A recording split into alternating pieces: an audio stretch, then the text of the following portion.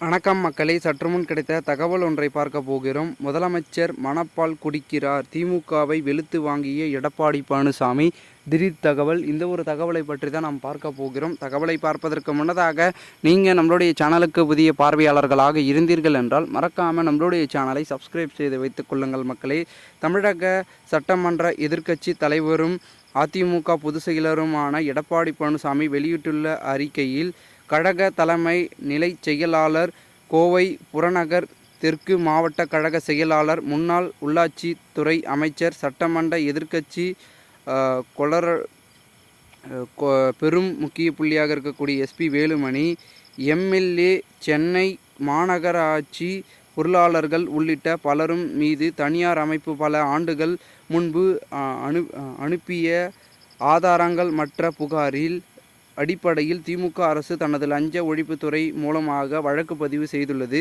திமுக அரசின் அமைப்பு மீது குற்றப்பத்திரிகை தாக்கல் செய்யப்பட்ட ஊழல் வழக்குகள் 10 ஆண்டுகளுக்கும் மேலாக நடைபெற்று வந்த நிலையில் 2021 ஆட்சி மாற்றத்திற்கு பிறகு தமிழ்நாடு லஞ்ச ஒழிப்புத்துறை அடித்த அந்தர் பல்ட்டியை பார்த்த சென்னை உயர்நீதிமன்றமே தன்னிச்சையாக இவ்வழக்குகளை மீண்டும் விசாரித்து வருவதில் இருப்பதே முதல் அமைச்சரின் ஏவல் துறை எப்படி செயல்பட்டு வருகிறது என்பதனையும் தமிழக மக்கள் அனைவரும் நன்கு அறிவார்கள். மேலும் போதைப் பொருட்கள் கடத்தலில் கேந்திரமாக தமிழக விளங்கும் கேவலத்தை மக்களிடம் இருந்து மறைத்து விடலாம் என்று முதலமைச்சர் மு.க.ஸ்டாலின் மணப்பால் குடிக்கிறார்.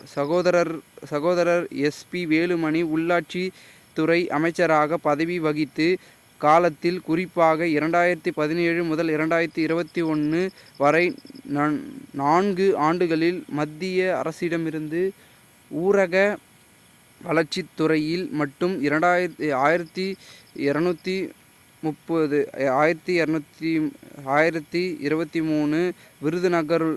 விருதுகளையும், நகராட்சி நிர்வாகத்துறை, குடிநீர் உள்ளிட்ட துறைகளிலும் மேலும் பல விருதுகளையும் பெற்று சாதனை படைத்தவர். திமுக ஆட்சியில் ஆயுட்காலம் 19 அமாவாசைகள் மட்டும்தான் நாட்கள் எண்ணப்பட்டுகிறது. சர்வாதிகாரம் ஆட்சி நடத்தியதற்காக மக்களிடம் பதில் சொல்லும் நாட்கள் வெகு தூரத்தில் இல்லை என்று எச்சரிக்கைத்தும் குறிப்பிட்டிருக்கிறார் நம்மளுடைய இபிஎஸ் அவர்கள். இந்த ஒரு தகவல் என்பது வெளியாகி பரபரப்பையும் விறுவிறுப்பையும் ஏற்படுத்தியிருக்கிறது. இந்த ஒரு தகவலை குறித்த பொதுமக்கள் உங்களுடைய கருத்துக்களை கூறுங்கள். நன்றி, வணக்கம்.